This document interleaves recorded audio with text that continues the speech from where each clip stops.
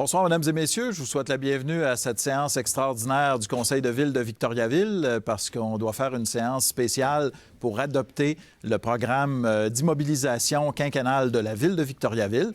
Alors, on va faire un peu comme on le fait pour la présentation du budget. J'aurai une petite présentation visuelle derrière moi, mais vous allez la voir également pour les gens à la télévision qui nous écoutent actuellement à la télévision.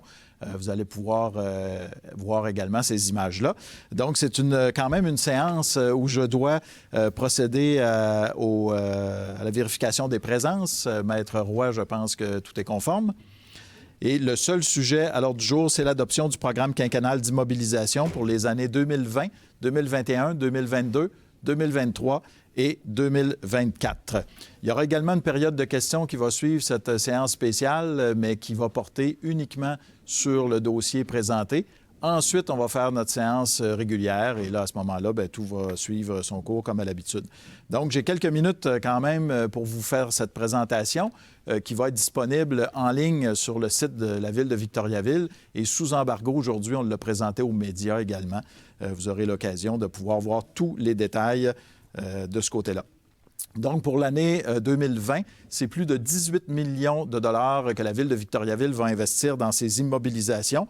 Il y a des grands projets de développement qui sont prévus, vous le savez. Jusqu'en 2024, on va parler de la restauration du réservoir Baudette, le prolongement des services dans le secteur Cormier, des stationnements également qui seront refaits. On va parler du stationnement à la porte, l'entretien des infrastructures. Alors, si vous vous posez la question avec les annonces qu'on faisait dans les années précédentes d'environ 30 millions de dollars en immobilisation et que là, vous vous dites 18 millions, c'est un peu moins, c'est qu'il faut regarder l'ensemble du plan quinquennal qui nous amène à un montant d'à peu près 150 millions de dollars, ce qui fait une moyenne d'à peu près 30 millions de dollars par année. Donc, on va avoir autant d'immobilisation, autant de travaux qui seront réalisés. On va peut-être vous donner un petit break après les gros travaux qu'on a eus cette année avec notamment le collecteur Saint-Henri. Donc, c'est un plan d'une durée de 5 ans. C'est la première fois qu'on fait ça, ce qui donne une meilleure vue d'ensemble pour le Conseil en ce qui concerne les projets à réaliser, une meilleure gestion pour les services municipaux et on va devancer également l'adoption finalement. On va le faire ce soir. Habituellement, on faisait ça en même temps que le budget municipal, ce qui va nous permettre de devancer les préparatifs des travaux pour l'année à venir. C'était également une suggestion des membres du conseil municipal de la Ville. Comme je le disais, nous allons adopter ce plan quinquennal ce soir. Comme je le disais, environ 150 millions de dollars qui seront investis au cours des prochaines années. Là, vous ne voyez pas très, très bien sur le tableau ici, mais c'est juste pour vous dire qu'on va faire des travaux sur des bâtiments municipaux, notamment sur l'entretien. Le conseil municipal, encore une fois, a décidé de faire en sorte qu'on puisse maintenir nos bâtiments en bon état. Maintien des infrastructures d'aqueduc et ou d'égouts, les parcs municipaux et espaces verts, également des investissements au cours des prochaines années. Prolongement de services, voiries, trottoirs municipaux, ainsi que la réhabilitation de certaines infrastructures en sous-sol, donc les aqueducs et les égouts. C'est très important qu'on poursuive dans cette voie de continuer à investir pour la qualité de vie de nos concitoyens et concitoyennes. En ce qui concerne les rues, les infrastructures, eh bien, c'est comme à chaque année, on prévoit 4 millions de dollars pour le pavage de rues. Il faut quand même mentionner qu'on fait toujours plus que ça. Notamment, on le voit cette année avec les travaux au collecteur Saint-Henri. Il y a plusieurs rues, on a dû faire des travaux. On refait donc le pavage, ça ne rentre pas dans ce 4 millions de dollars-là. On a également des travaux qui ont été effectués majeurs, la rue Montfaite, la rue Aqueduc. Alors, ce sera la même chose, des travaux de reconstruction pour la rue Curé-Suzard et la rue Académie. Je crois que je vais y revenir un petit peu plus tard dans la présentation. Donc, on continue nos investissements pour les rues, les trottoirs également. Ce qu'on va faire principalement au cours de ces 5 prochaines années-là, notamment pour les parcs et espaces verts, investissement de près de 7 millions de dollars, bâtiments municipaux, près de 9 millions de dollars, les stationnements, 5 millions et demi, Et pour le transport actif, il y aura une somme d'investis dans les pistes cyclables, les trottoirs, de 3,6 millions de dollars. Pour ce qui est des parcs et espaces verts, juste pour vous donner quelques exemples, il y aura des améliorations effectuées au mont Arthabasca.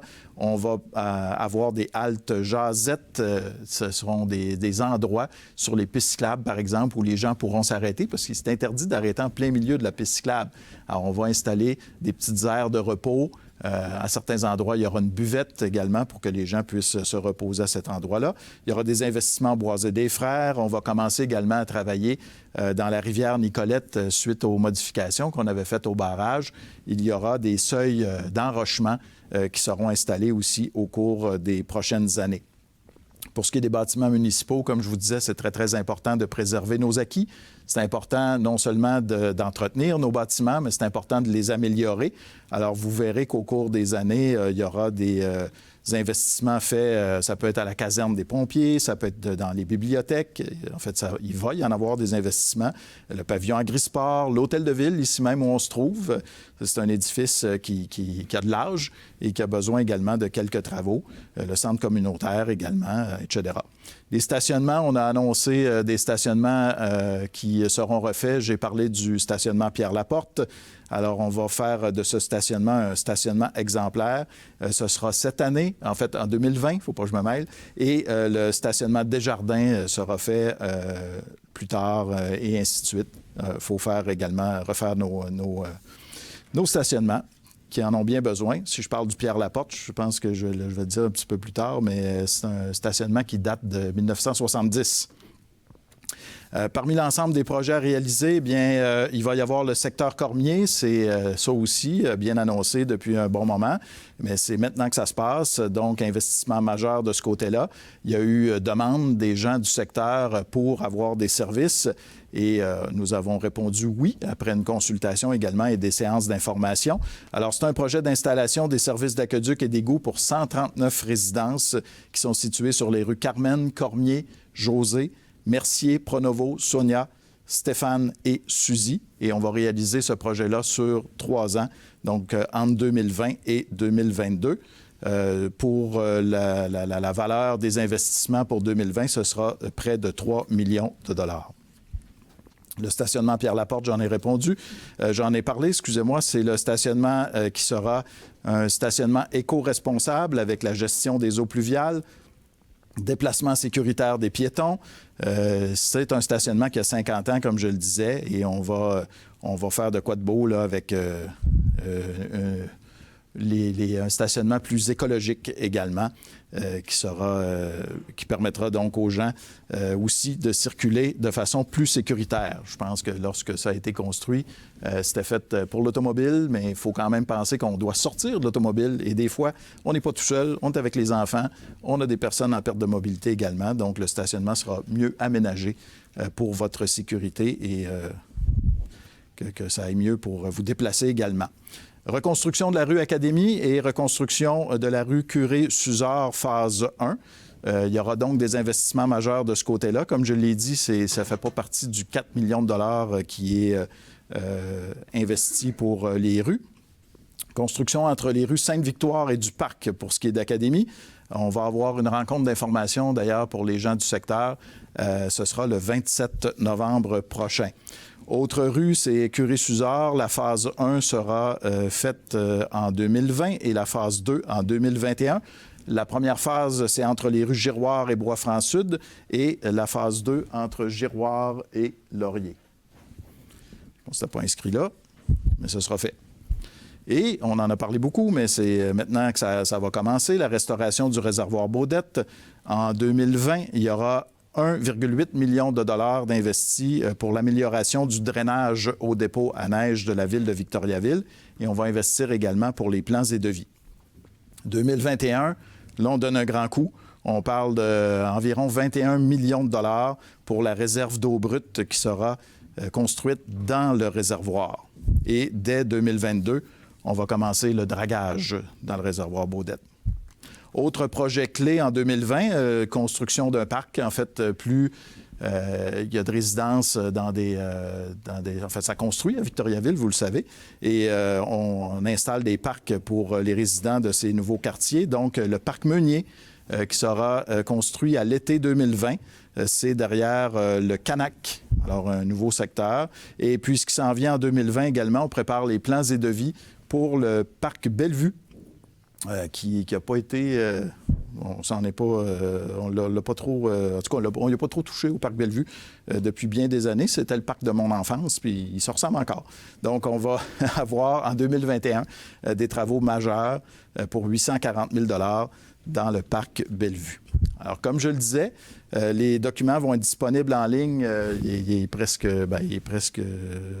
c'est pas à bonne heure, il fallait reculer l'heure. Donc, à 19h, là, tous les documents vont être en ligne. Vous aurez tous les détails sur ce projet majeur, évidemment, un plan quinquennal pour les immobilisations pour la ville de Victoriaville.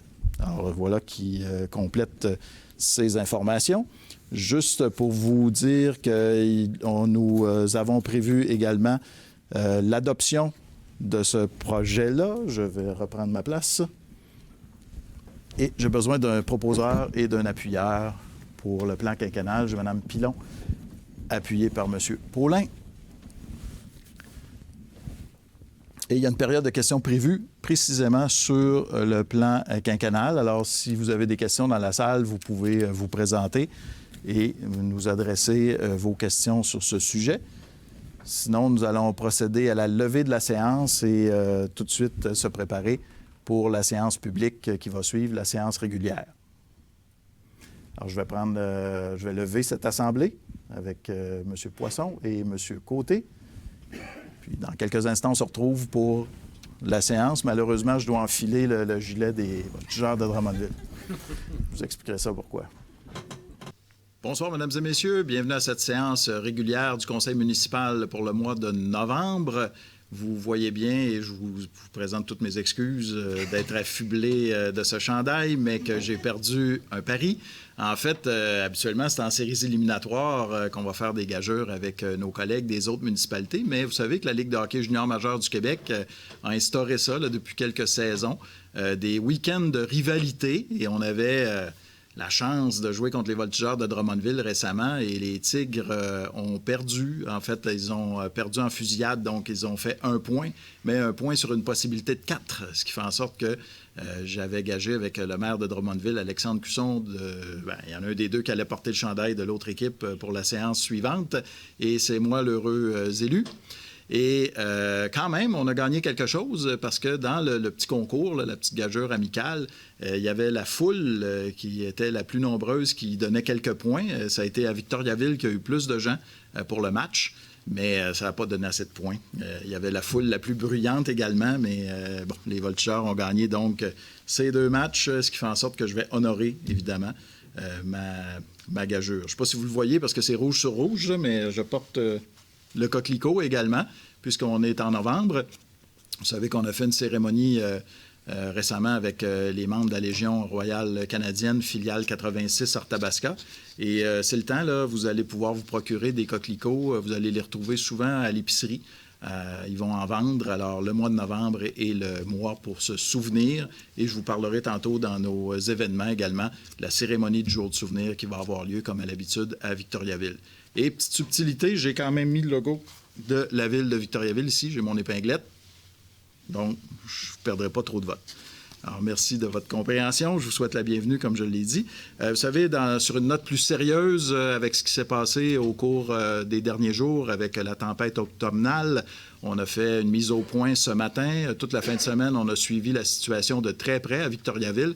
En fait, vendredi, en raison des forts vents, on avait jusqu'à 5000 abonnés qui étaient en panne d'électricité sur le territoire de la ville de Victoriaville. Et aux dernières nouvelles, là, on était rendu aux alentours de 200 abonnés. Alors, ça a vraiment, les gens d'Hydro-Québec ont vraiment travaillé très, très fort pour rétablir l'électricité partout sur le territoire. Évidemment, il y a des endroits au Québec, c'est encore pire, là. Je pense à Sainte-Clotilde-de-Horton, je pense à Nicolette, où à peu près tout le monde de la municipalité était privé de courant. Alors, ça n'a pas été le cas pour Victo. mais il y a quand même plusieurs personnes qui ont été affectées. Ce qui fait en sorte qu'on a quand même, toute la fin de semaine, eu les pompiers, en fait, tous nos services d'urgence, mais particulièrement les pompiers qui font des tournées, qui vont voir s'il y a des gens qui ont besoin d'aide. On est en collaboration avec la Croix-Rouge également. Je sais qu'on a offert quelques repas, on a offert également un peu d'hébergement. C'est surtout les gens dans le besoin, là. Dans ces cas-là, des fois, les gens m'écrivent sur Facebook, puis où est-ce qu'on appelle, qu'est-ce qu'on fait? En urgence, c'est toujours le 911, mais vous avez toujours le service aux citoyens à Victoriaville qui est là 24 heures sur 24, 365 jours par année. Vous téléphonez au 758-1571, vous avez une demande, vous avez un événement qui vient de se produire, vous voulez vous informer sur qu'est-ce que vous devriez faire, on est là pour ça. On n'a peut-être pas toujours la réponse tout de suite pour vous donner, mais on va tout prendre en note, puis on va être capable de vous donner des réponses, puis pour vous venir en aide. Alors, aujourd'hui, on a aussi annoncé qu'au complexe Sanimark, les gens pourront aller prendre des douches, pourront aller charger leur tablette, leur cellulaire, se reposer. Il y a un restaurant sur place également, et c'est ouvert jusqu'à minuit. Alors, il y a des gens qui m'ont écrit aussi, puis qui m'ont dit, ben oui, mais qu'est-ce que les gens font? S'ils veulent dormir, à ce moment-là, c'est la même chose. Vous nous téléphonez. On a la Croix-Rouge qui est là également. Si jamais votre hébergement n'est plus adéquat, on va vous fournir l'hébergement. Mais ce n'est pas un centre d'accueil comme tel. C'est un centre d'accueil temporaire, finalement, qu'on a instauré parce que le rebranchement se fait, mais on dirait un rythme un petit peu moins accéléré parce qu'il y a peut-être des poches isolées ou des endroits où il y avait vraiment des bris majeurs. Ce qui fait en sorte qu'on en a encore peut-être pour un certain temps ou avec des gens qui vont manquer d'électricité. Ça va faire plus de 72 heures. Ces gens-là, peut-être, ont besoin d'aller prendre une douche puis aller se reposer un petit peu puis aller au chaud, finalement, même si on n'est pas au mois de janvier ou de février. Quoi qu'il en soit, merci beaucoup à nos services d'urgence. Les gens font vraiment un travail extraordinaire. Les gens d'Hydro-Québec aussi ont été vraiment très rapides. Vous savez, quand c'est partout au Québec, là, on a eu de l'aide aussi des États-Unis, de d'autres provinces. On m'a dit qu'il y avait des gens, même de la Colombie-Britannique, du Nouveau-Brunswick, qui sont débarqués ici au Québec pour venir donner un coup de main, même dans notre région. Alors, merci à tous ces gens-là, franchement, puis surtout, merci à nos gens aussi, nos citoyens et citoyennes qui font preuve de beaucoup de patience dans ces épreuves-là, parce que manquer de l'électricité quelques heures, c'est une chose, mais plusieurs heures, c'en est une autre. Alors, on ne lâche pas. C'est ce qu'il faut conclure. Et on va vous tenir au courant de toute façon sur nos réseaux sociaux. Puis, comme je vous ai dit, nos gens font des tournées également pour informer les gens qui n'ont pas accès à ces réseaux-là, pour vous dire la suite des choses. On avait parlé lors de la dernière séance du mois d'octobre qu'il y avait des élections. Alors, ça a été le 21 octobre que les gens de Richemont-Tabasca, dont fait partie Victoriaville, ont réélu pour un deuxième mandat M. Alain Reyes, qui est député de Richemont-Tabasca depuis 2015. Alors, j'ai eu l'occasion de féliciter M. Reyes, bien sûr, et au nom du conseil municipal et au nom de toute la population, je le félicite encore, et cette fois-là publiquement. Et je lui ai donné également l'assurance de tout mon appui pour collaborer à nouveau sur un paquet de projets qui sont des projets communs à ces dossiers, bien sûr, mais ce qui nous importe à nous, évidemment, les dossiers qui sont des dossiers pour aider la ville de Victoriaville dans différents projets.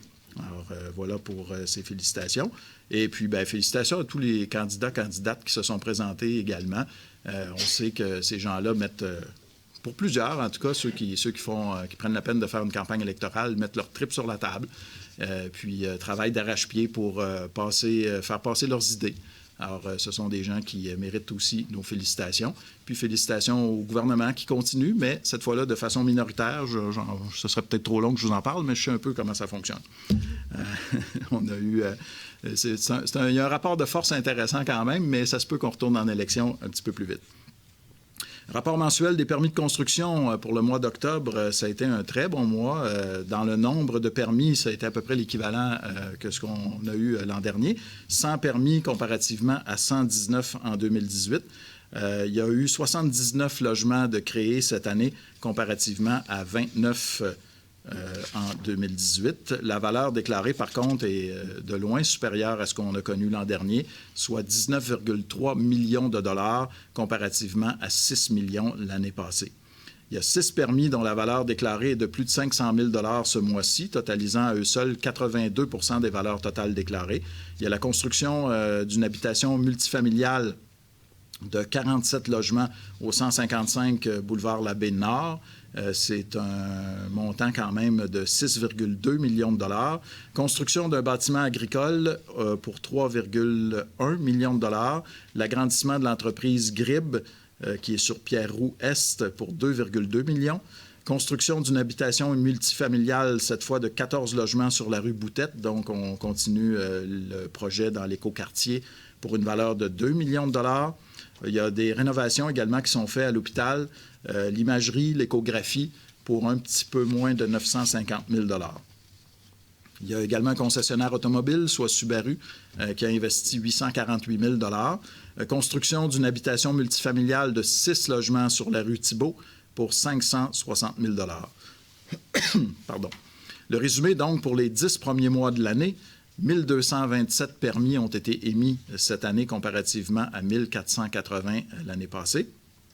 Le nombre de logements créés est de 215 comparativement à 432 et la valeur déclarée est de plus de 84 millions de dollars cette année, soit de janvier à octobre, comparativement à près de 118 millions de dollars l'année dernière.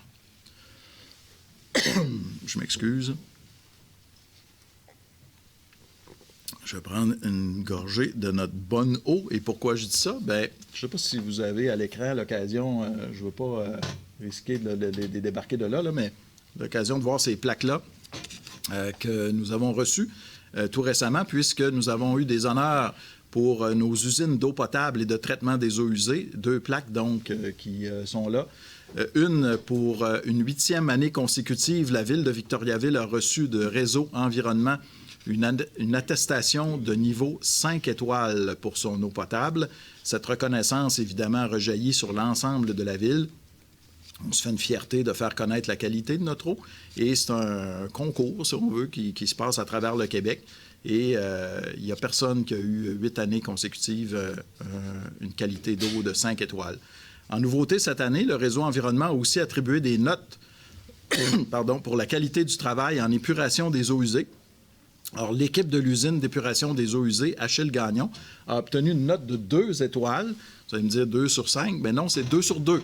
Alors, dans ce cas-là, pour cette catégorie-là, c'est la plus haute note attribuée, 2 étoiles. Alors, on a la plus haute note pour la qualité de l'eau potable et on a la plus haute note également pour le travail qui est effectué dans l'usine.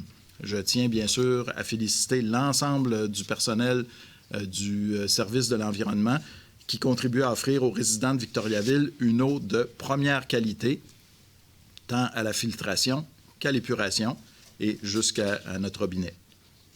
L'état des chantiers routiers, ça peut vous intéresser également, bien sûr. La saison des travaux routiers se poursuit, puis vous avez hâte de m'entendre dire « et s'achève ».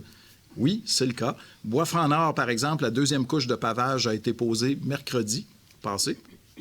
Des travaux de finition se poursuivent, mais ça n'entraîne plus d'impact sur la circulation automobile. La rue de la Joie et de la Paix, la rue de la Joie est ouverte à la circulation. La première couche de pavage est faite. Le pavage est prévu pour cette semaine pour terminer les travaux. Rue Notre-Dame-Est, c'est terminé. Le pavage a été réalisé la semaine dernière et moi, je passe là tous les jours. Et même le lignage a été apposé. Boulevard Jutras-Ouest, ça, c'est majeur, mais ça achève. Le boulevard Jutras-Ouest est fermé toujours à la circulation entre les rues Pépin et Poitras. Des détours sont prévus à cet effet. Les travaux se poursuivent et la fermeture est prévue aux alentours de la mi-novembre. C'est plus très loin. Il y a le pont Académie également où les travaux devraient Ça, ce sont des travaux effectués par le ministère des Transports du Québec. Ça devrait concorder. Est-ce que je me trompe, Monsieur le directeur général? On ne me trompe pas. Donc, à ce moment-là, j'aurai l'occasion de vous remercier pour votre patience et je sais que ce n'est pas toujours facile. On n'a pas encore trouvé de moyen de faire passer des infrastructures au-dessus de nos têtes. Il faut vraiment aller dans le sous-sol. Donc, il faut défaire la rue.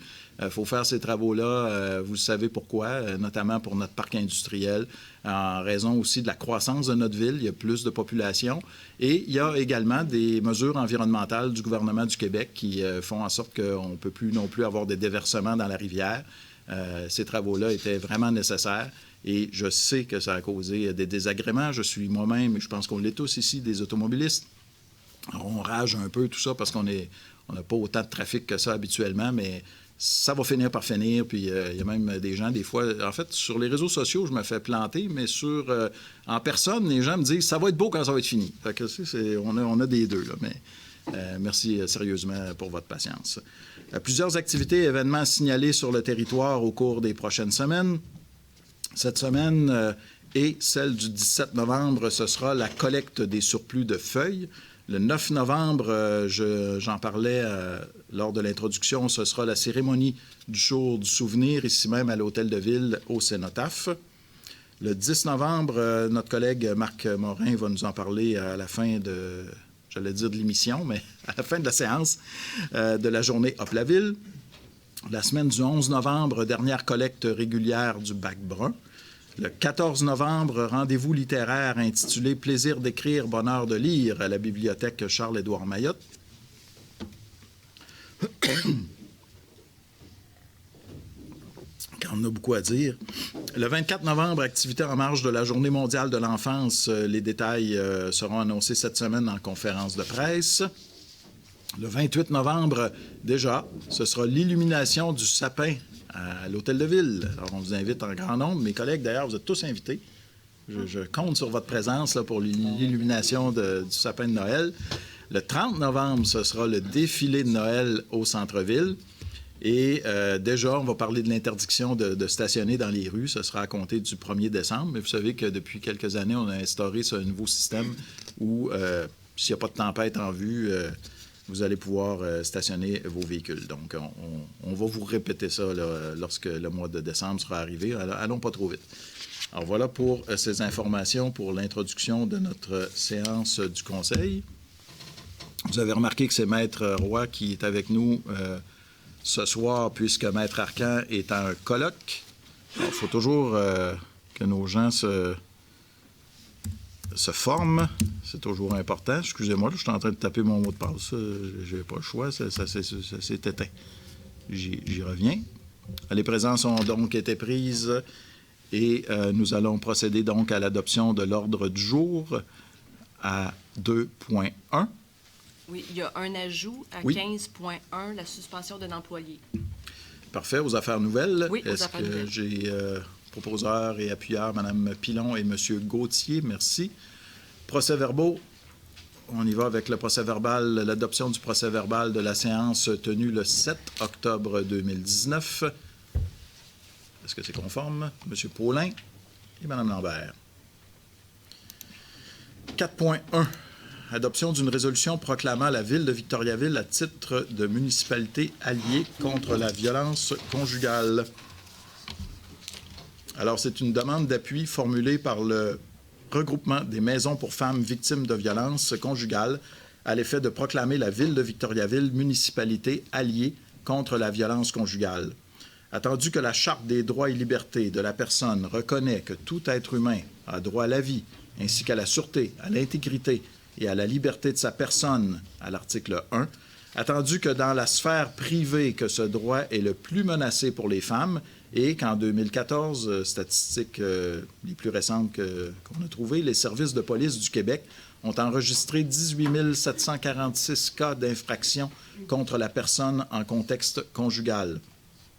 Attendu que le Québec s'est doté depuis 1995 d'une politique d'intervention en matière de violence conjugale, attendu qu'il existe un large consensus en faveur de l'égalité entre les hommes et les femmes, attendu que malgré les efforts faits, la violence conjugale existe toujours et constitue un frein à l'atteinte à cette égalité, attendu que lors des 12 jours d'action pour l'élimination de la violence envers les femmes du 25 novembre au 6 décembre, des actions ont lieu à travers le Québec, attendu que comme gouvernement de proximité, il y a lieu d'appuyer les efforts du regroupement des maisons pour femmes victimes de violences conjugales et de ses maisons membres pour sensibiliser les citoyennes et les citoyens contre la violence conjugale. En conséquence, il est résolu de proclamer la ville de Victoriaville municipalité alliée contre la violence conjugale. Je prendrai un proposeur, M. Paulin, appuyé par M. Poisson. Autre proclamation. Cette fois, proclamation de la grande semaine des tout-petits et de la Journée mondiale de l'enfance pour l'année 2019. Donc, je procède. Proclamation de la Grande Semaine des Tout-Petits qui se tiendra du 17 au 23 novembre 2019. La Journée mondiale de l'enfance, quant à elle, sera célébrée à Victoriaville le 24 novembre 2019. Attendu que depuis plus de 60 ans, le 20 novembre marque la Journée mondiale de l'enfance. Attendu que pour célébrer la Journée mondiale de l'enfance, se tient annuellement la Grande Semaine des Tout-Petits.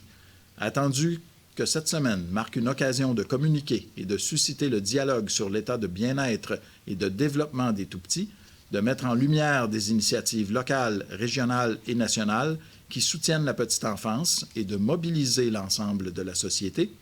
Attendu que depuis novembre 2011, la Ville de Victoriaville est officiellement une municipalité amie des enfants, accréditation délivrée par le Carrefour Action municipale et famille. En conséquence, il est résolu de proclamer la semaine du 17 au 23 novembre 2019 la Grande Semaine des Tout-Petits. La Journée mondiale de l'enfance, quant à elle, sera célébrée à Victoriaville le 24 novembre 2019. Madame Pilon et Monsieur Fréchette. Finalement, une autre proclamation, cette fois de la Semaine nationale des proches aidants du Québec pour l'année 2019. Proclamation de la Semaine nationale des proches aidants du Québec qui se tient jusqu'au 9 novembre 2019 sous le thème « Parce que nous serons tous proches aidants, cultivons la bienveillance ». Attendu que nous invitons les citoyennes et citoyens à cultiver la bienveillance envers les proches aidants en faisant une petite action, un petit geste de soutien envers eux. Attendu que nous invitons les citoyennes et citoyens à cultiver la bienveillance en mettant en lumière celles qui animent sur une base quotidienne les personnes proches aidantes et les organismes qui les soutiennent, comme l'Association des proches aidants Arthabasca-Érable. Attendu que nous invitons les citoyennes et citoyens à cultiver la bienveillance collective pour construire une société plus équitable pour ces 1,6 million de personnes proches aidantes du Québec. En conséquence, il est résolu de proclamer la semaine du 3 au 9 novembre 2019 la Semaine nationale des proches aidants du Québec. Monsieur Fréchette et Madame Moreau. Merci beaucoup. « 5.2.1 Fermeture de diverses rues en vue de la tenue d'un défilé dans le cadre du Jour du souvenir organisé par la Légion royale canadienne, filiale 86 Arthabasca, qui aura lieu le samedi 9 novembre 2019. Oui, donc il s'agit de la fermeture de diverses rues le 9 novembre 2019 entre 10h et 13h30 en vue de la tenue d'un défilé dans le cadre du Jour du souvenir.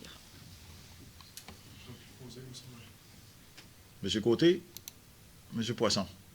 J'ai dit quelque chose? Non, du tout. OK. Excellent. Des fois, je me trompe. 5.2.2 Fermeture de diverses rues dans le cadre d'un défilé de Noël au centre-ville, organisé par la Société de développement commercial de Victoriaville, qui aura lieu le samedi 30 novembre 2019. Oui, donc c'est pour fermer la fermeture de la rue Notre-Dame-Est entre le boulevard des Bois-Francs et la rue de Bigarré, et de la rue Saint-François et de la rue Olivier entre les rues Notre-Dame et Saint-Jean-Baptiste de 12h30 à 18h30. Également, la fermeture de la rue Notre-Dame-Est entre le boulevard des Bois-Francs et la rue Madeleine de 15h45 à 18h30. Et la fermeture de la rue Perrault entre l'entrée du stationnement derrière le CIBC et du stationnement derrière le restaurant Le Luxor entre 15h30 et 18h30. Monsieur Morin et Monsieur Fréchette. 5.2.3 Utilisation gratuite des stationnements au centre-ville pour la période des fêtes du 30 novembre 2019 au 5 janvier 2020. Donc, il s'agit des stationnements Saint-Louis, Desjardins, Demers, Perrault, Thomas-Grégoire, Pierre-Laporte, Foisy et de Bigarré. Madame Moreau, Monsieur Fréchette. 6.1 Nomination d'une personne sur une base permanente au poste de pompier à temps partiel au sein du service de la sécurité publique, division des incendies. Donc, c'est une résolution qui est dans le but d'approuver le rapport de Francis Anger relativement à la nomination sur une base permanente de M. Andy Kirouac au poste de pompier à temps partiel au sein du service de la sécurité publique, division des incendies, au terme d'une probation d'une période de probation jugée satisfaisante. Parfait. M. Gauthier et M. Poisson. 6.2. Nomination d'une personne sur une base temporaire au poste de capitaine aux opérations au sein de la division du service de la sécurité publique, division des incendies. Donc, il s'agit d'approuver le rapport de M. Jean Mercier relativement à la nomination sur une base temporaire de M. Stéphane Michaud au poste cadre de capitaine aux opérations au sein du service de la sécurité publique, division des incendies. M. Fréchette et Mme Lambert. À 6.3, renouvellement du contrat de service dans le cadre du programme d'aide aux employés PAE. Oui, donc, il s'agit d'autoriser le renouvellement du contrat de service avec la firme Optima Santé Globale relativement au programme d'aide aux employés et de débourser les frais exigés de 2,65 $ par mois, taxes non incluses, par certificat d'assurance collective. M. Gauthier, puis M. Morin. 7.1.1, dépôt du rapport de la trésorière concernant l'adjudication d'une émission d'obligations au montant de 13 405 000 $, et ce, en vertu de divers règlements d'emprunt. Donc, il s'agit de l'adjudication d'une émission d'obligations aux fins du financement municipal, conformément à l'article 554 de la Loi sur les cités et villes, pour divers règlements d'emprunt. Le contrat a été octroyé par Mme Catherine Ouellette, trésorière, à Casgrain et compagnie limitée pour l'émission de ces obligations. Donc, c'est le dépôt d'un rapport de la trésorière. Donc, pas besoin de non, c'est juste un dépôt. Parfait. À 7.1.2, adoption d'une résolution modifiant le financement du règlement d'emprunt numéro 1131-2016. Donc, c'est une résolution administrative pour ajuster les sources de financement pour les projets présentés dans le programme de la taxe sur l'essence et de la contribution du Québec pour 2014-2018. La résolution est nécessaire pour transférer l'excédent de fonctionnement excédentaire du règlement 1131-2016 aux autres règlements qui sont visés par la taxe sur l'essence. Merci. Madame Moreau, M. Fréchette. 7.1.3. Adoption d'une résolution autorisant les modifications de l'affectation de l'excédent de fonctionnement de la municipalité. Donc, c'est une résolution qui est en lien avec la résolution précédente qui a pour effet de modifier la source de financement de projets selon la dernière programmation des projets dans le cadre du programme de la taxe sur l'essence, qui n'entraîne aucun impact sur le budget. C'est des budgets qui sont déjà prévus au programme triennal d'immobilisation 2019. J'ai M. Poisson et appuyé par M. Gauthier. 7.1.4, demande d'aide financière à être formulée par la Ville de Victoriaville et la Corporation d'initiative industrielle de Victoriaville dans le cadre du programme d'aide québécois pour les infrastructures aéroportuaires régionales auprès du ministère des Transports du Québec. Donc, il s'agit d'approuver le rapport de Yves Arcan pour formuler la demande d'aide financière et de nommer Annie Turcotte à titre de mandataire et de l'autoriser à signer la demande. M. Poisson et M. Côté. 7.1.5, adoption d'une résolution autorisant les dépenses d'honoraires de gestion pour l'exploitation de l'organisme Taxibus Victoriaville pour l'année 2019. Oui, donc il s'agit d'approuver le rapport de Myriam Lalancette et les dépenses supplémentaires d'honoraires de gestion de l'ordre de 204 600 $, taxes non incluses, et d'autoriser la trésorière à effectuer les versements à Taxibus selon l'entente. Mme Moreau et M. Fréchette. 7.1.6, approbation des prévisions budgétaires amendées de la Corporation récréative de Victoriaville pour l'année 2019. Il s'agit d'approuver les prévisions budgétaires amendées comportant une dépense additionnelle de 123 900 $ de la Corporation récréative de Victoriaville pour l'année 2019 et d'autoriser la trésorière à effectuer le versement. Proposé par Mme Pilon, appuyé par M. Paulin. 7.1.7, modification à être apportée par l'ordre de changement numéro 3 au contrat accordé dans le cadre du réaménagement du pavillon Jean Béliveau. Donc, il s'agit d'approuver le rapport de Philippe Langlois et d'autoriser l'ordre de changement numéro 3 de construction David Perrault au coût de 54 765 et 54, taxes non incluses, dans le cadre du projet de réaménagement du pavillon Jean Béliveau. Proposé par Mme Pilon, appuyé par M. Côté. 7.1.8, dépôt d'une demande d'aide financière dans le cadre du programme de soutien aux municipalités en prévention de la criminalité. Donc oui, ça vise l'obtention d'une aide financière par le programme de soutien aux municipalités en prévention de la criminalité pour un montant de 25 000 $. Cette demande vise à soutenir l'organisme Répit Jeunesse afin de mettre sur pied divers ateliers de prévention auprès des jeunes à risque de délinquance sur divers thèmes et en leur faisant connaître les différents organismes pouvant leur venir en aide. Proposé par M. Fréchette, appuyé par Mme Lambert. 7.1.9, dépôt des états comparatifs des revenus et des dépenses de la municipalité pour la période terminée le 30 septembre 2019. C'est un dépôt. Oui, c'est un dépôt. Donc, c'est le dépôt du rapport de Mme Catherine Ouellette, trésorière, concernant les états comparatifs des revenus et dépenses de la municipalité au 30 septembre, déposé conformément aux dispositions de l'article 105.4 de la loi sur les cités et villes. Merci. À 7.1.10, liste des comptes pour le mois d'octobre 2019, totalisant 15 971 222 $ et 84 sous. M. Paulin et M. Poisson. 7.2.1, dépôt d'une lettre du ministère des Affaires municipales et de l'Habitation concernant l'approbation de la proportion médiane et du facteur comparatif du rôle d'évaluation foncière pour l'exercice financier 2020. Oui, donc pour information, la proportion médiane a été établie à 98 % et le facteur comparatif à 1,02. C'est un dépôt. C'est un dépôt. 8.1.1, demande de reconnaissance aux fins d'exemption de la taxe foncière pour l'immeuble situé au numéro 651 rue Notre-Dame-Ouest. Donc oui, nous avons reçu une lettre de la Commission municipale du Québec qui nous soumet pour prise de position une demande d'exemption de taxe foncière formulée par Pacte Bois-Franc pour l'immeuble situé au 651 rue Notre-Dame-Ouest. Dans le cadre de cette demande, la Ville de Victoriaville s'en remet à la décision de la Commission. Parfait. Mme Pilon et M. Gauthier. 8.3.1, adoption du calendrier de conservation des documents aux fins de modification à la Bibliothèque et Archives nationales du Québec. C'est une résolution nécessaire afin de nous conformer à la loi sur les archives pour des modifications au calendrier de conservation dans le cadre de l'implantation de la gestion documentaire à la Ville de Victoriaville.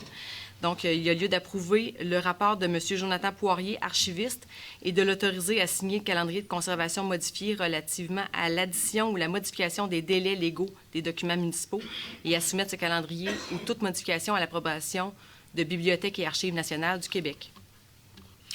M. Morin, Mme Lambert. 10.1.1, modification et renouvellement du protocole d'entente intervenu entre la Ville de Victoriaville et la Commission scolaire des Bois-Francs concernant l'utilisation du complexe multisport Promutuel. Oui, donc c'est une résolution pour approuver le rapport de M. Yves Arcan et de renouveler le protocole d'entente intervenu entre la Ville de Victoriaville et la Commission scolaire des Bois-Francs concernant l'utilisation du complexe multisport Promutuel pour la période du 1er janvier 2020 au 31 décembre 2024, ainsi que l'addenda numéro 1. Donc, d'autoriser la signature de l'addenda numéro 1 par M. Yves Arcan pour la Ville et afin d'ajuster l'entente pour intégrer le projet d'agrandissement du complexe. Monsieur Fréchette et Mme Moreau. 10.6.1, recommandation du comité d'analyse de soutien aux partenaires concernant des demandes d'aide financière. Oui, donc, il s'agit d'une demande qui a été déposée par Diffusion Momentum pour une somme de 22 430 $. Proposé par M. Gauthier, appuyé par Mme Pilon.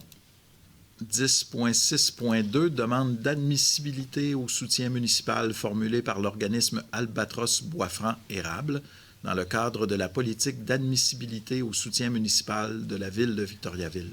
Donc, il s'agit d'approuver le rapport de M. Philippe Langlois et que l'organisme Albatros Bois-Franc-Érable soit admis au soutien municipal dans la catégorie organisme communautaire. Son admission est valide aussi longtemps que l'organisme remplit les critères et les obligations de la politique d'admissibilité et fournit les documents exigés par la Ville. Mme Lambert propose et Mme Moreau appuie. 11.3.1. Entente à intervenir entre la Ville de Victoriaville et diverses municipalités relatives à la fourniture mutuelle de services pour la protection incendie. Oui, donc c'est pour diverses ententes pour une période de 3 ans à compter de la date de signature renouvelable à son échéance. Parfait. M. Poisson propose et M. Côté appuie. 12.1.1.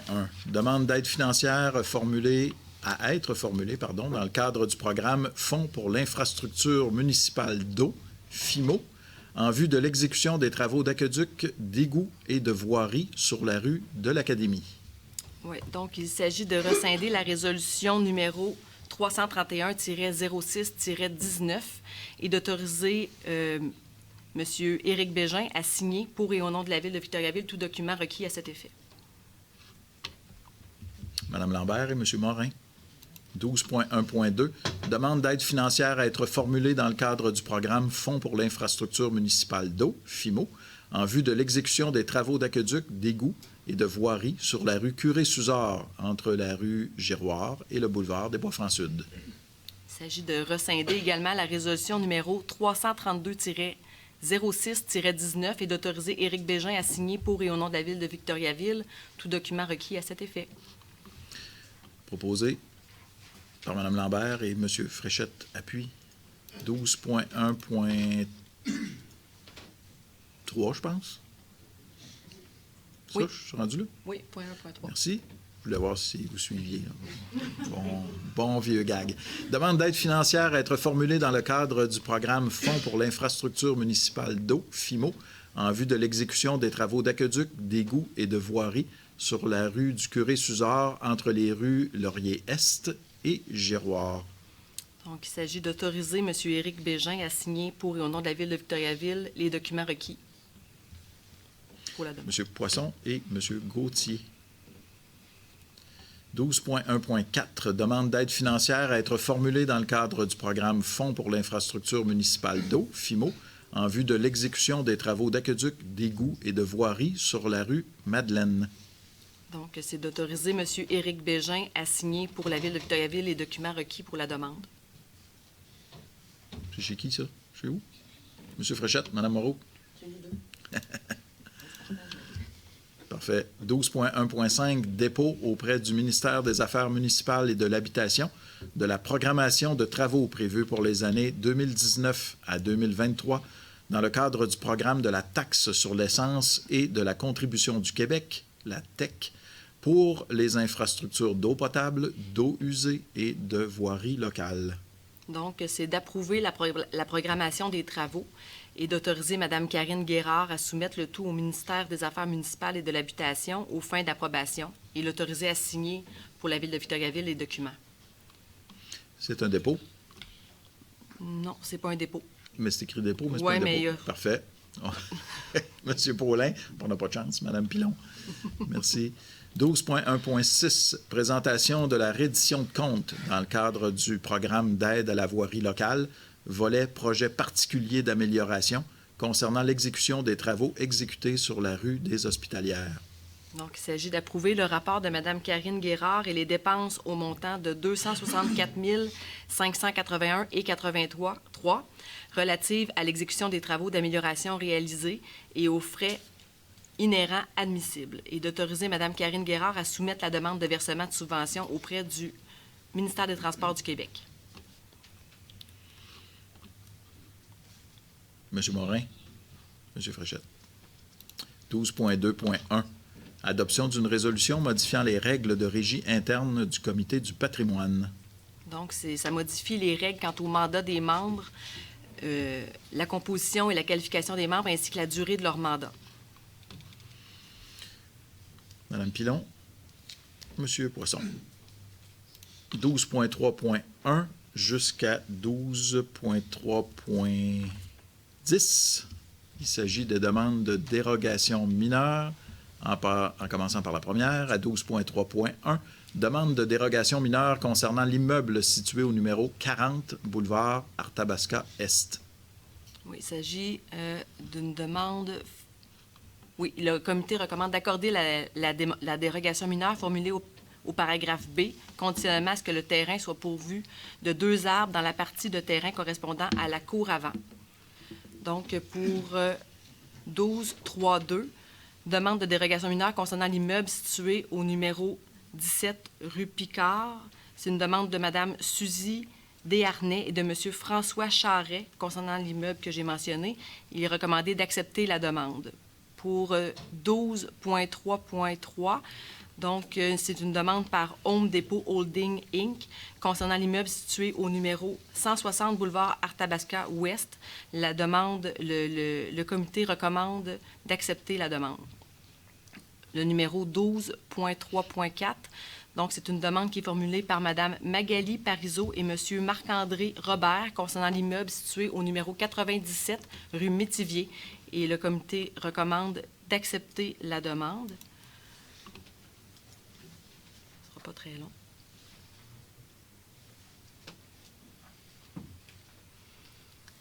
Donc, le numéro 12.3.5, une demande formulée par la compagnie 93-94-85-11 Québec Inc. concernant l'immeuble situé au numéro 4 à 6 rue Marcoux.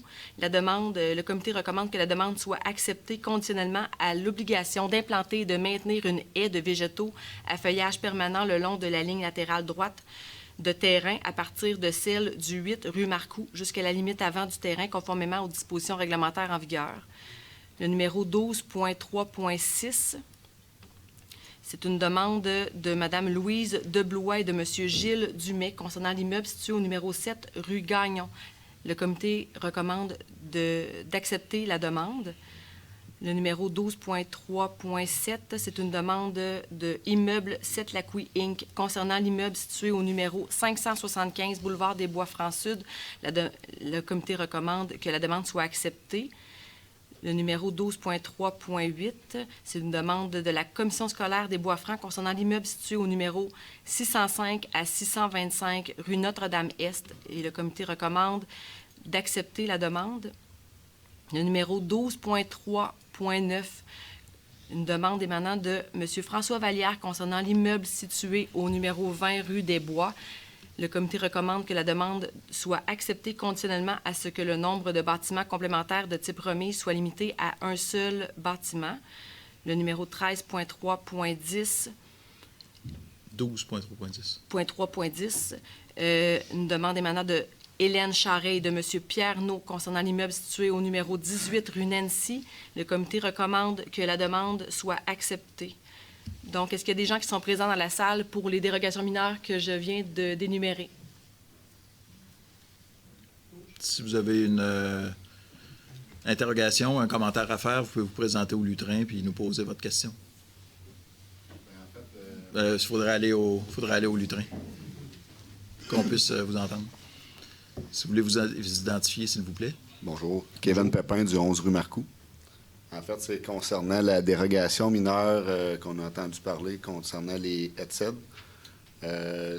Nous, en fait, on a vu aussi qu'il y avait une dérogation mineure pour un nombre de stationnements qui passait, en fait, qui devait d'être 24. Il faisait une dérogation mineure pour un nombre de 20. Ben, en fait, nous, on cherche un petit peu à comprendre c'est quoi l'envergure de ce projet-là.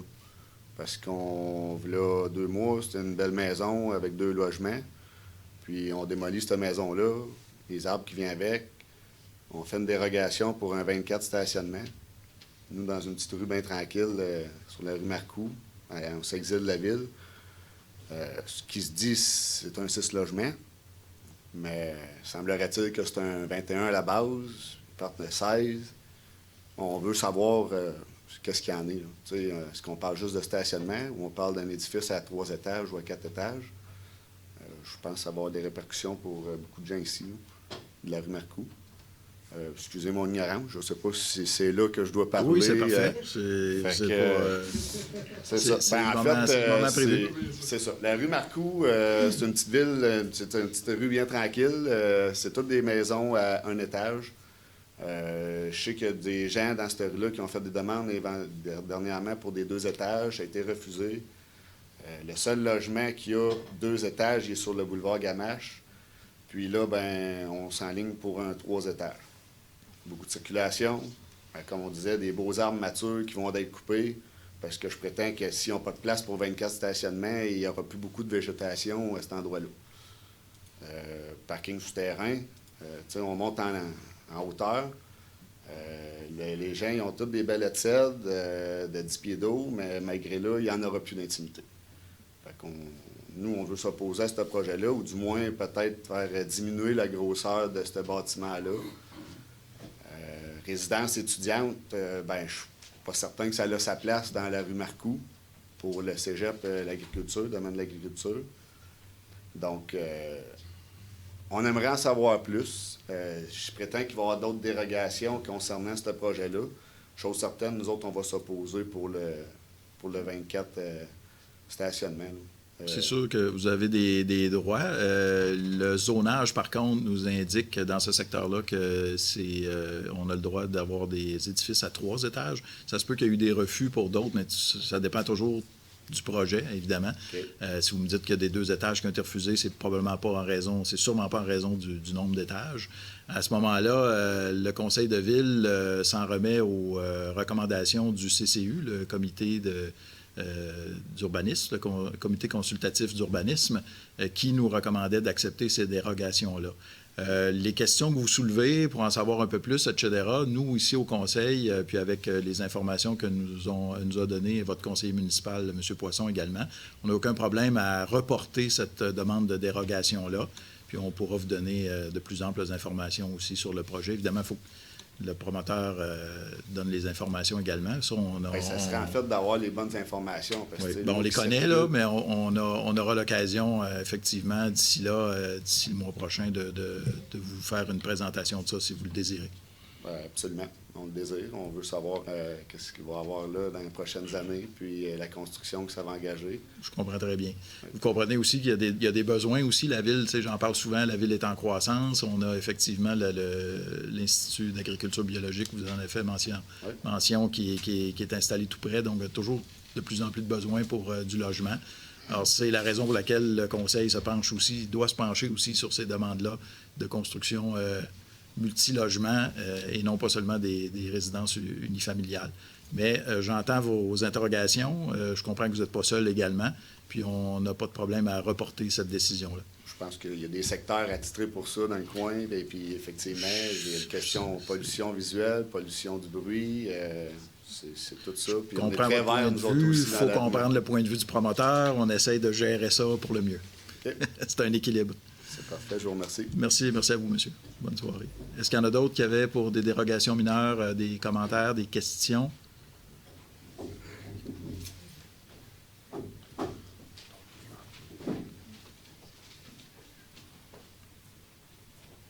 Bonjour, mon nom est André Lachance. Bonsoir. Je demeure justement au coin de Gamache et rue Marcoux et j'appuie exactement les mêmes craintes que le monsieur qui a passé auparavant. Fait qu'on aimerait savoir exactement l'amplitude du projet.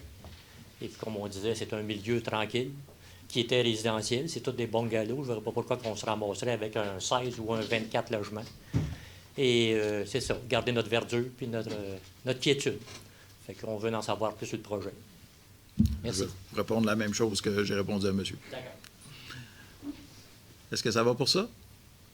Parfait. Donc, vous comprenez que cette demande-là a été reportée pour les autres. On va procéder à l'adoption. J'ai besoin d'un proposeur et d'un appuyeur. Avec le report de celui de Monsieur Poisson et Mme Lambert. Est-ce que Charles n'est pas loin? J'ai besoin d'un verre d'eau. Excusez de demander ça en pleine TV, là, mais je suis en train de m'étouffer. Non, je veux pas ton reste, non. La grippe court ces temps-ci. Je m'excuse. Non, je veux pas une pastille, ça va faire clouc-clouc dans le micro. C'est pas une bonne idée. J'ai pas la grippe. Merci, Charles. On poursuit donc avec l'ordre du jour. On est rendu à 12.4.1 avec le rapport du comité consultatif d'urbanisme de la ville de Victoriaville relatif à des projets ayant trait au plan d'implantation et d'intégration architecturale PIIA. Donc, il s'agit des demandes que je vais énumérer. Donc, logement communautaire Arthabasca, MRC Arthabasca, pour l'immeuble situé au 37 à 39B, rue Saint-Jean-Baptiste. En B, une demande formulée par 2945-6308 Québec Inc. Pour l'immeuble situé au 110 rue Thibault. Le point C, une demande formulée par 93-94-8511 Québec Inc. pour le 4 à 6 rue Marcoux, qui est reporté, en fait, à la prochaine, à une date ultérieure. Le point D, location d'outils Victo pour l'immeuble situé au 119 boulevard des Bois-Francs Nord. Le point E, M. Carl Girouard pour le 133 à 135 boulevard des Bois-Francs Sud. Le point F pour gestion JF Bibeau pour l'immeuble situé au 12 rue de la Manufacture. Point G, demandeur et gestion JF Bibeau pour l'immeuble situé au 18 rue de la Manufacture. Point H, demande formulée par les Équités Temcap Inc. pour l'immeuble situé au 905 boulevard des Bois-Francs Sud. Le point I, demande formulée par Gestion Nogira pour l'immeuble situé au 10 boulevard Arthabasca Est. Le point J, une demande formulée par M. Pierre-Marc Turcotte pour un immeuble situé au 49 rue Laurier Est. Point K, une demande formulée par Gestion Pierre Lacaire pour l'immeuble situé au 40 boulevard Arthabasca Est. Il est de plus unanimement résolu de refuser les demandes formulées par Mme Gloria Daniela et M. Mario Cloutier pour l'immeuble situé au 27 rue Laurier-Ouest. La demande formulée par M. Carl Girouard pour l'immeuble situé au 133 à 135 boulevard des Bois-Francs Sud. Et la demande formulée par les Équités Temcap pour l'immeuble situé au 905 boulevard des Bois-Francs Sud. M. Paulin et Mme Pilon. Maintenant, du côté de la toponymie, on a le rapport du comité de la toponymie à 12.8.1. Oui, donc, c'est pour modifier le nom de la section de la rue des Iris, perpendiculaire aux rues des Pétunias, des Roses et Catherine, par le nom rue des Ancolis. Pour modifier le nom des deux sections de la rue des Chalets, par rue des Chalets Est et rue des Chalets Ouest. Pour renommer la partie nord-ouest de la rue Sainte-Marie par le nom rue des Vétérans entre les rues Saint-Georges et Paré. Pour retenir le nom de Gérard Pat de Guise ou Pat de Guise pour désigner le terrain de baseball situé au parc Sainte-Famille. Pour retenir le nom de Érablium Muriel Lavallée pour désigner l'érablium situé entre la rue de l'Ermitage et le boulevard des Bois-Francs Sud. C'est complète. Parfait. Alors, proposé par M. Morin et appuyé par Mme Moreau. Du côté des transports, à 12.9.1, recommandation du comité des transports visant à interdire le stationnement sur une partie de la rue Bernier. Oui, ça vise le côté impair de la rue Bernier. Donc, c'est d'accepter la recommandation du comité des transports. Proposé par M. Poisson, appuyé par M. Côté. 12.9.2, recommandation du comité des transports visant à autoriser le passage des véhicules hors route sur une partie de la rue Jean-François. Oui, c'est pour l'autoriser sur environ 65 mètres à partir du boulevard Jutras-Ouest. Proposeur, Mme Moreau, appuyé par M. Côté. Merci.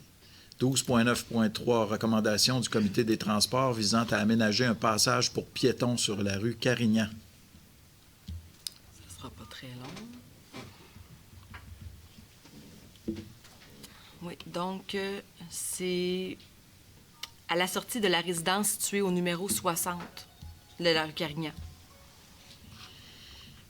M. Côté, M. Poisson.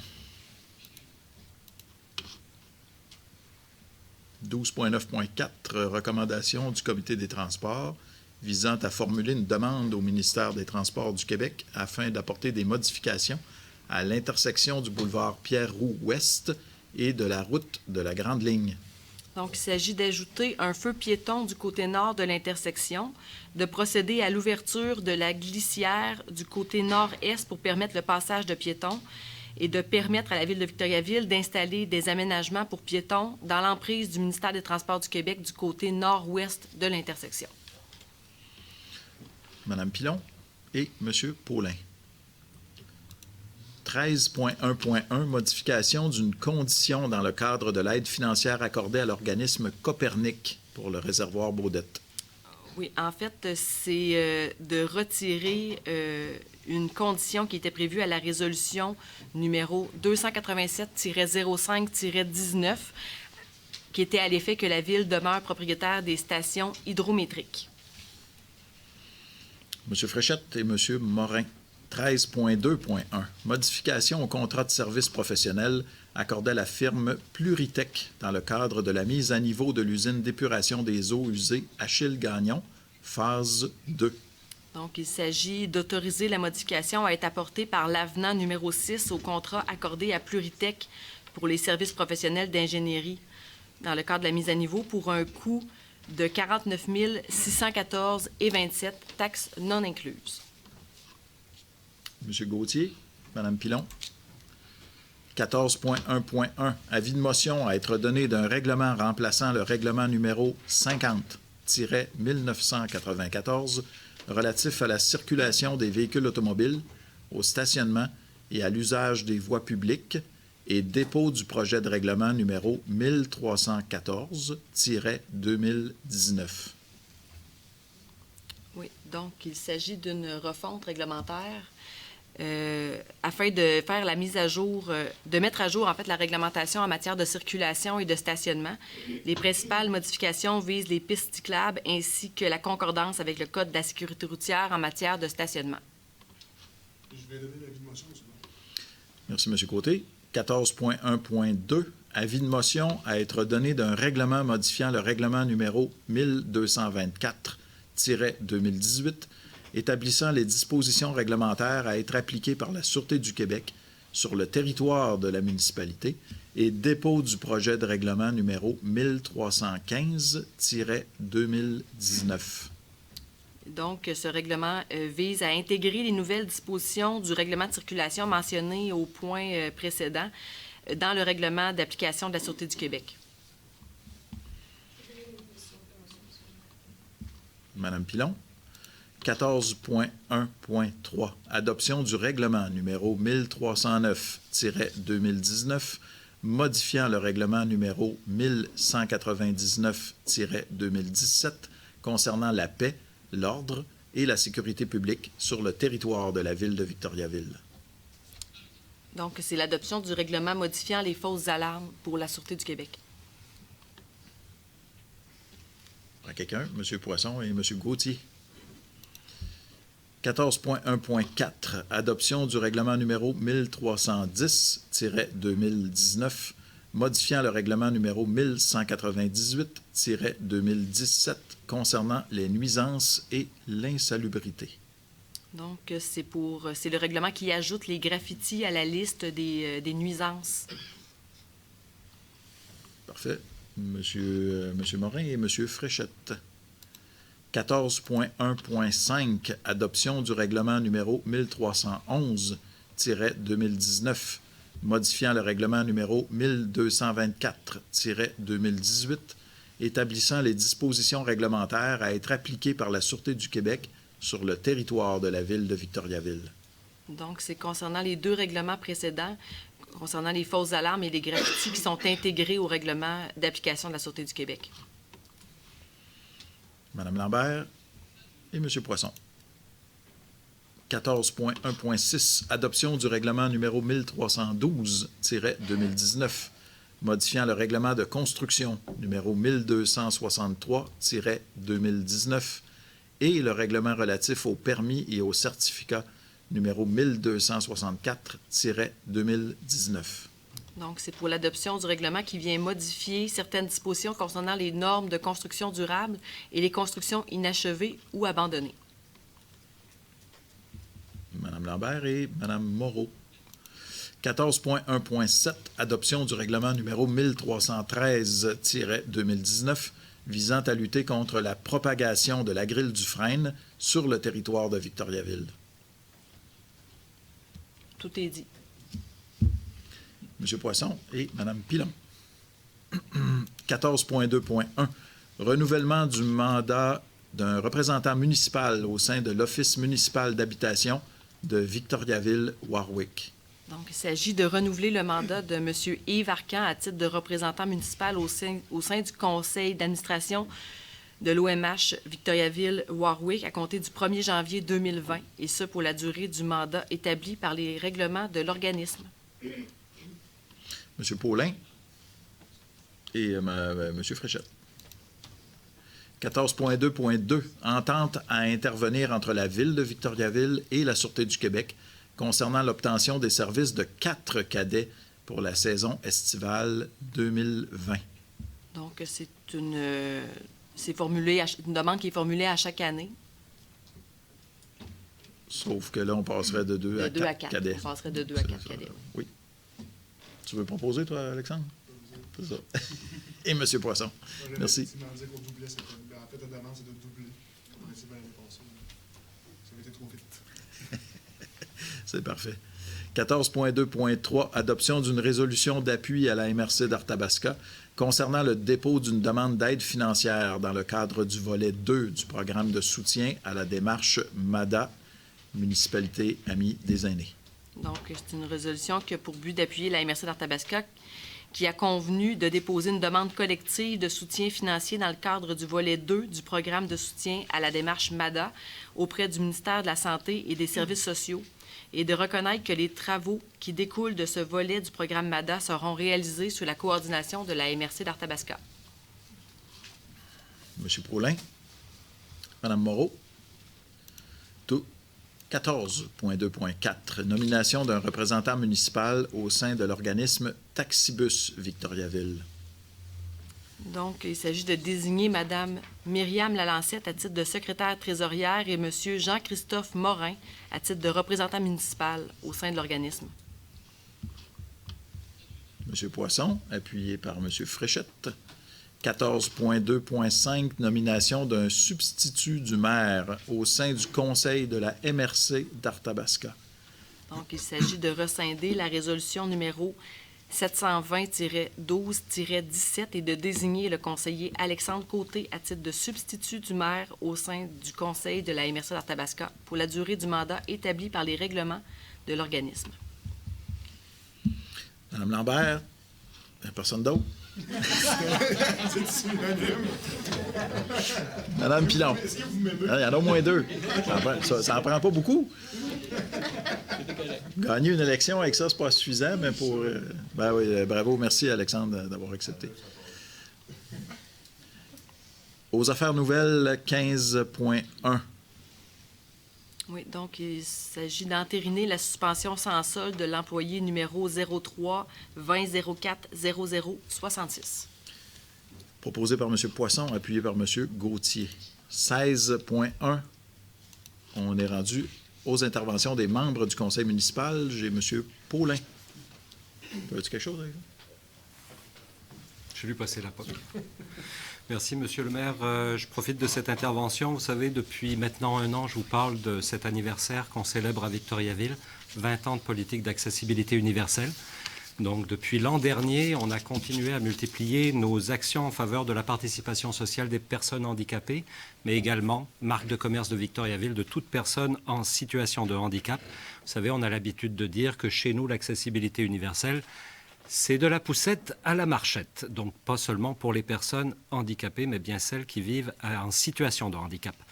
Donc, on a décidé de finir ça en grand. Si je vous parle du 3 décembre, c'est la journée mondiale des personnes handicapées. La ville de Victoriaville, pour célébrer ce 20e anniversaire, organise une grande journée au Centre des congrès ici, à Victoriaville, donc, où nos organismes et nos institutions partenaires vont pouvoir présenter à la population les services pour les personnes handicapées, mais aussi pour les personnes aînées. Et ça va se finir par un 5 à 7, où vous serez, bien entendu, chers collègues, et vous, monsieur le maire, où on va pouvoir souligner l'apport des personnes qui se sont impliquées dans toute cette politique dont on est très fiers à Victoriaville depuis les 20 dernières années. Donc, des festivités qui viendront se clore le 3 décembre. Et j'invite donc la population à venir nous visiter au Centre des Congrès. Mais, M. Verville, vous allez certainement faire beaucoup de publicité de tapage. Il nous reste un mois pour cet événement. Puis j'en profite, je ne vous avais pas prévenu, j'ai 2 autres petits points.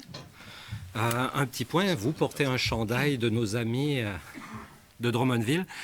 Il y a à peu près un mois et demi, on a pris une résolution pour appuyer la candidature de nos voisins drummondvillois pour l'obtention de la 57e finale des Jeux du Québec en 2022. Donc j'invite nos téléspectateurs, nos Victoriavilloises et Victoriavillois à appuyer cette candidature parce qu'au niveau du Centre du Québec, il faut avoir cet esprit d'équipe. Il y a des retombées économiques et sociales importantes. Donc, avec Drummondville, on travaille ensemble. Clin d'œil fait à ma collègue de Drummondville avec qui j'étais en CA samedi. Donc, c'est fait. Demain, également, 3e petite intervention. Alexandre, tu nous parles d'un moment historique pour Victoriaville. Un dossier qu'on a à cœur depuis quelques années déjà, M. le maire. Vous le savez, vous l'avez probablement dans votre agenda. Demain, c'est le résultat de la campagne électorale. On sait que nos adolescents et jeunes adultes sont en campagne actuellement jusqu'à demain. Donc, notre premier conseil jeunesse sera dévoilé demain à 17h30. Donc, surveillez le résultat. On est très hâte. J'espère que mes collègues seront présents également. Je remercie le travail de Patrick, mon collègue Patrick Paulin, dans ce dossier-là. Il a fait un travail colossal. Et aussi, un petit clin d'œil particulier, parce que ma collègue Caroline fera partie d'une table ronde avec certaines personnes. Donc, je remercie son implication également pour le Conseil jeunesse. Voilà. Bien, merci beaucoup. Je vais assister à ça, au dévoilement. Ça va être probablement celui où je serai le moins nerveux de toute ma carrière. Habituellement, un petit peu énervé d'obtenir les résultats, mais là... Ça devrait être très intéressant. Il y a eu des élections, d'ailleurs, parce qu'il n'y avait plus de candidatures. Vous faites très bien d'en parler. 15 candidatures sont en campagne électorale. Puis là, on n'est pas sûr qu'il va y avoir un maire ou une mairesse. Là. On ne sait pas trop comment c'est. Je ne sais pas comment ils vont s'organiser. Cette fois-ci. Oui, ce qui est quand même exceptionnel, puisque au niveau des villes, on est encore loin de la parité. Donc, notre conseil jeunesse nous montre la voie. Excellent. Bien, merci, messieurs. Merci beaucoup. J'ai M. Morin aussi qui avait... j'avais dit tout à l'heure, vous n'avez pas le choix de nous en parler parce que je lui ai dit que vous alliez nous parler d'Hop-la-Ville. Eh oui. Prochaine journée, Hop-la-Ville, ce dimanche 10 novembre. Une belle occasion pour pratiquer ou essayer une nouvelle activité. Je vous en donne quelques exemples. Il y a de l'escalade au boisé, du 10 golf au complexe Promutuel, du stock pilates par la vie active, du pickleball qui revient à l'agrisport. On a une nouveauté, du rugby, on dit ça, Tom? Rugby? Du rugby. Rugby. Au complexe Promutuel. Il vient d'avoir la Coupe du Monde. Oui, là. oui, l'Afrique du Sud qui a gagné. J'ai regardé ça, moi aussi. C'est un gars qui suit le sport. Oui, c'est un sport assez spécial. Hein? C'est rude, puis ils n'ont pas d'équipement. Non, pas trop d'équipement de protection, Donc, effectivement. c'est très spectaculaire. C'est le sport de prédilection, d'ailleurs, des gens de notre ville-sœur en France, Colomiers. Ah oui? Oui, ça va en avant du soccer. Ah, Mm-hmm. bon. Je Donc, c'est l'occasion. J'ai eu en cadeau un chandail de l'équipe de rugby de Colomiers. Je le porterai m'amener ici, quand j'aurai perdu une gageure. On devrait peut-être se faire une équipe. Pas sûr qu'on a l'âge pour jouer au rugby. Donc, c'est parmi les nouveautés. Ceux qui veulent aller essayer ça au complexe Promutuel. Il y a aussi le curling. Hein, ceux qui se disent « Ah, c'est quoi le curling? J'aimerais ça essayer. » Curling. La danse hip-hop, la danse parents-enfants. Il y a du bain libre, du patinage libre. Et beaucoup d'autres activités. Vous allez voir sur le site hoplaville.com pour tout le programme de dimanche, le 10 novembre, le programme Hop la Ville.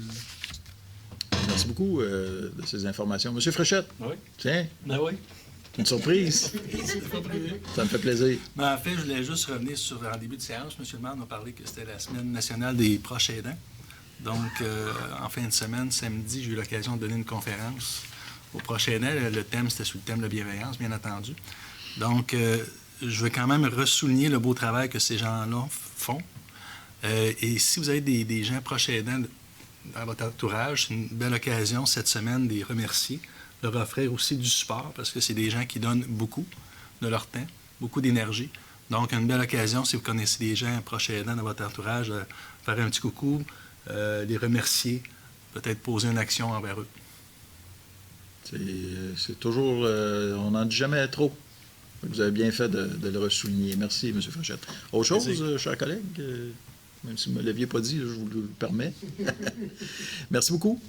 Évidemment, c'est maintenant le temps de la période de questions. Alors, si dans la salle, des gens veulent venir poser des questions, je vous invite à vous identifier et vous poser votre question. Bonsoir, M. le maire. Bonsoir. Justin Tremblay, membre citoyen de Victoriaville et puis membre actif de Diabète Bois-Franc.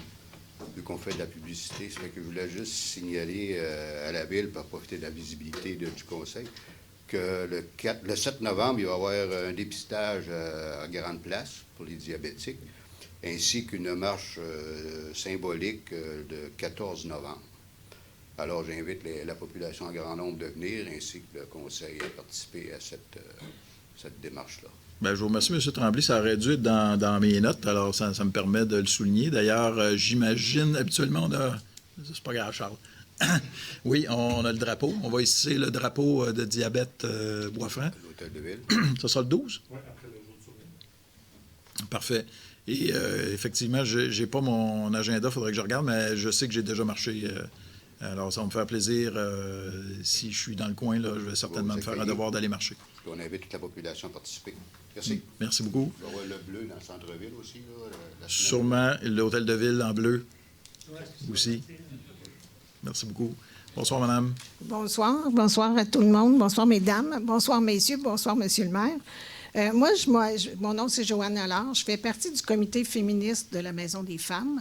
D'ailleurs, j'ai assisté à votre conférence, monsieur, sur la bienveillance, et je crois que les femmes ont énormément besoin de bienveillance. Donc, c'est pour ça que je voulais vous parler. Dans le cadre des 12 jours d'action contre la violence faite aux femmes, soit du 25 novembre au 6 décembre, le comité féministe de la Maison des femmes souhaite inviter les élus aux activités organisées dans la région. Le 3 décembre, à 18h, entre les murs de l'Atoll Art actuel, sur la rue des Forges, le comité féministe convie la population à assister à la projection d'un film, Un homme meilleur, de Laurence Jacquemin et Atiya Khan. La projection du film fera place au dévoilement d'une œuvre forte de l'artiste Linda Vachon, créée spécialement pour l'occasion. Le public sera invité à participer à l'œuvre dans une activité de médiation culturelle touchant le thème de la violence faite aux femmes et leur reconstruction. Une commémoration bien triste soulignant les 30 ans de la tuerie de la Polytechnique aura aussi lieu à ce moment-là. Donc, 30 ans plus tard, il apparaît toujours aussi essentiel de poursuivre la lutte contre la violence faite aux femmes, comme le rappelait Mélanie Tivierge, présidente du Y des femmes, dans un article récemment paru dans la presse. Depuis 2004, le taux de criminalité au Canada a diminué dans tous les secteurs recensés, sauf dans le cas des violences faites aux femmes. Il est important de travailler de pair avec les élus et la population d'ici pour espérer, enfin, mettre un terme à cette violence. Donc, on vous a envoyé l'invitation. Je voulais vérifier si vous l'aviez reçue. Et j'aimerais je suis content que vous ayez une question. Oui. Ça doit. Oui, mais, je ne l'ai pas vu encore. Mais c'est ça. Mais dans le fond, vous envoyez l'invitation. On ne sait pas si vous l'avez reçue, là. Mais ce que je veux, j'aimerais ça qu'il y ait quelqu'un du conseil municipal. Souvent, ça, c'est des jobs qu'on donne aux femmes. Mais des fois, j'aimerais ça aussi. Étant donné que vous êtes 7 hommes sur 10, ça serait peut-être pas pire d'avoir un gars qui viendrait assister à notre projection. Donc, c'est la demande que je vous fais ce soir. On va prendre l'engagement, madame, d'envoyer un monsieur, certainement. Oui, bien sûr. Bien sûr, bien sûr. On va faire l'invitation. Bonsoir, monsieur. Bonsoir. René Bernier, de la rue Bernier à Victoriaville. Petite question rapide. On a parlé non-stationnement du côté impair de la rue Bernier. Ça couvre de Gamache au cégep, j'espère. Faudrait que... Oui, c'est de mémoire, là, mais on a passé la résolution tout à l'heure qui était avec tout le comité des transports. Au 12.9.1. Peut-être que pour Mme Roy, ça peut aider. Bien, continuez. OK. On va vous répondre. C'est ça. Puis je veux savoir un petit peu à peu près quand est-ce que ça peut entrer en vigueur, ce non-stationnement-là. On vient de l'adopter ce soir et habituellement, c'est jamais très, très long. C'est assez rapide. Je pense qu'on peut facilement, là, si vous donnez vos coordonnées à M. Verville, ici présent, on va vous répondre sous peu à quel moment ça sera installé. Puis là, on va essayer de trouver si exactement, là, c'est de quel endroit à quel endroit, là.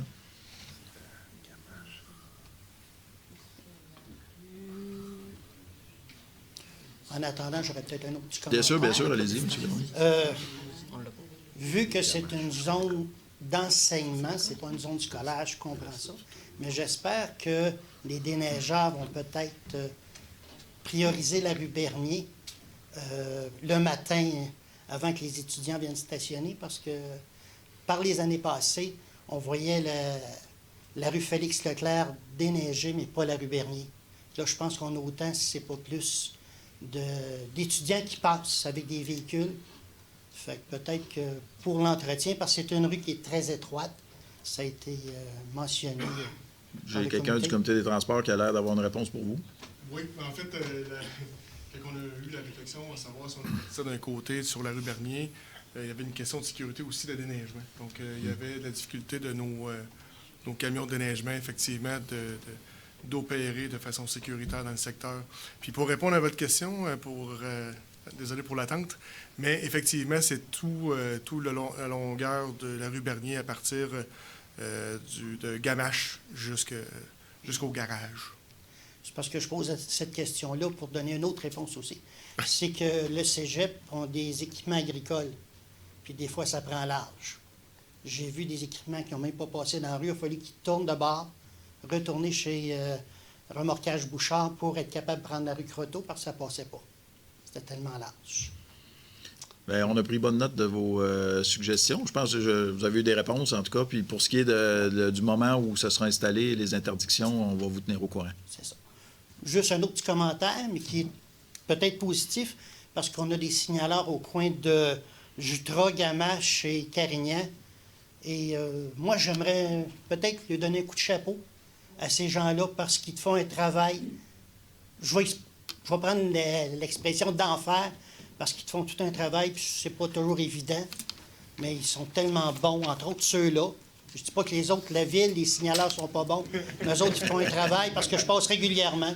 Puis je pense que un petit coup de chapeau, ça lui fait du bien. Bien, merci, M. Bernier, de le souligner. Je suis sûr que c'est entendu parce que c'est à la télévision, mais on va s'assurer que ces gens-là soient au courant. On l'a dit à quelques reprises, on se l'est fait dire également, mais qu'on vienne le souligner publiquement parce qu'on a beaucoup plus de critiques que de bon côté en général, puis c'est bien normal. Sauf qu'on sait que ça cause beaucoup de désagréments, ces détours-là. Je pense la même chose que vous. Quand je passe là, je trouve que vraiment, là, ça atténue l'impatience des automobilistes grâce à ce bon travail-là. Merci de le souligner, vous êtes bien aimable. Est-ce qu'il y en a d'autres qui auraient des questions? Sinon, on va... oui, monsieur, je vous écoute. Bonsoir, monsieur le maire, Grégoire Attan. J'ai deux questions. Oui. Rapides.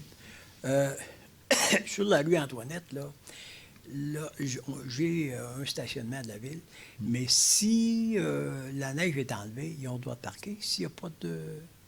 Non, tu dois, c'est ça? Là, vous me posez une question brin technique. Si la neige est enlevée. La rue Antoinette, je ne connais pas le règlement de la rue Antoinette là, au moment où on se parle. Oui. Mais quelle est votre question précisément? On va la prendre en note et on va vous répondre. Bien, je veux savoir, moi, si, pour pas que mon locataire ait un ticket, là, moi, il y a une entente avec la ville qu'on a des stationnements à différents drouins et tout ça, là. Oui. Mais si